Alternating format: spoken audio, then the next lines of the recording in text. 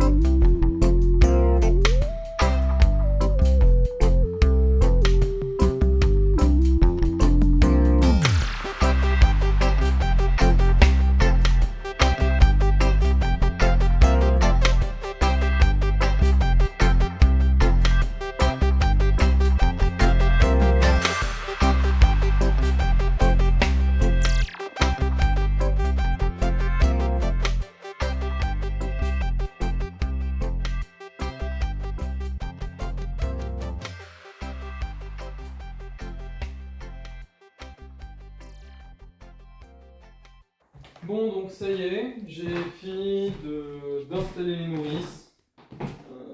Ce fut pas une mince affaire. J'ai eu pas mal finalement de soucis avec le PER parce que même si j'avais le ressort pour pouvoir incurver les tuyaux, ils se sont tout simplement aplatis d'eux-mêmes. Celui-là il s'est carrément plié, donc je ne vais pas forcer plus que ça. Donc je prévois dans les prochains jours d'aller acheter des coudes à sertir. Je vais essayer de couper au plus proche d'où je peux sertir et pour pouvoir directement créer un coude. Je pense que si j'avais été un peu moins bas, ou je ne sais pas trop comment j'aurais pu vraiment faire sans ça. J'ai aucune idée de comment ne pas plier le tuyau si ce n'est de directement mettre un raccord. Donc bon. Pour ce qui était donc des fixations, là pour l'instant c'est juste mis en place. Là j'ai pas fait les joints d'étanchéité. Il faudra que je rajoute des bouchons. Donc là en fait de toute manière je démonterai tout. Il n'y a aucun joint.